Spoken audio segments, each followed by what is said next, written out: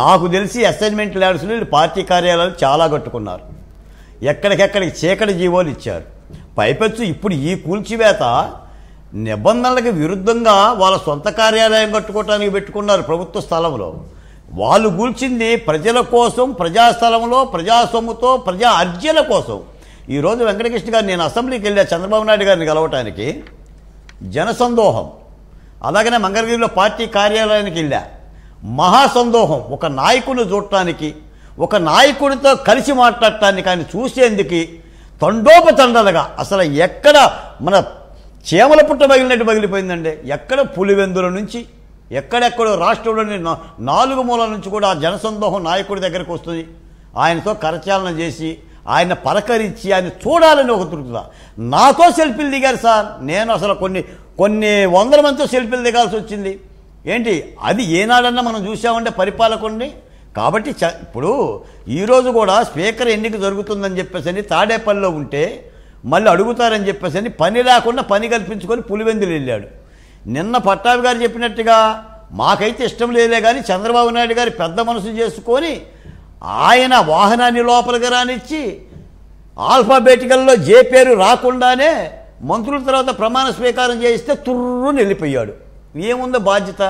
నేను అనేది ఏంటంటే వైసీపీ నాయకులకు 6 నెలలు మూసుకోండి, కింద పైన మూసుకోండి, పరిపాలన చూడండి, చంద్రబాబు నాయుడు గారు ఏం చేస్తారో చూడండి, తప్పు చేస్తే మాట్లాడండి. నేనే మాట్లాడొద్దని నేను అన్నాను. ఆయన బాధ్యతలు స్వీకరించగానే పోలవరం వెళ్ళాడు, మీ విధ్వంసం చూశాడు, అమరావతికి వెళ్ళాడు, మీ దుంపనాశనం చూశాడు. నేను అడుగుతున్నాను వెంకటకృష్ణ గారు, ఏ ప్రధాని కట్టమన్నాడు ఋషికొండ మీద బంగ్లా మాయామహాలు? ఏ రాష్ట్రపతి కట్టమన్నాడో మాయామహాలు? వీళ్ళందరూ రాష్ట్రపతి కోసం, ప్రధానమంత్రి కోసం కట్టామని చెప్తున్నారు. అది కూడా ప్రజల సొమ్మే కదా, 500 కోట్ల రూపాయలు.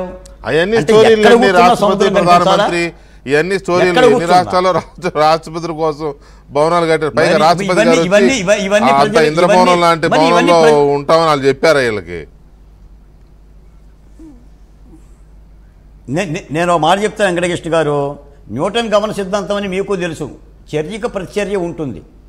అంటే పాదం వెనక్కి నెడితేనే అడుగు ముందుకు పడుతుంది, తెడ్డు వెనక్కి వస్తేనే పడవ ముందుకు పడుతుంది. కంపల్సరిగా 5 ఏళ్ల వైసీపీ పరిపాలన విధ్వంసం మీద కొత్త ప్రభుత్వం, చంద్రబాబు నాయుడు గారి ప్రభుత్వం సమీక్షించి విచారణ చర్యలు తీసుకోవాలి.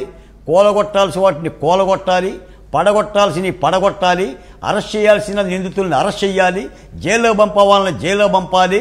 అసలు ఈ ప్రభుత్వం, కొత్త ప్రభుత్వానికి వచ్చిందే విజయం వచ్చిందే. కొంతమంది ప్రాణాలు పోతే విజయం వచ్చింది, మానాలు పోతే విజయం వచ్చింది, కన్నీళ్లు పెడితే విజయం వచ్చింది. అరాచకం, ఈ అరాచక పరిపాలన చూడలేకే ప్రజలందరూ కూడా వైసీపీ పార్టీని దహించారు.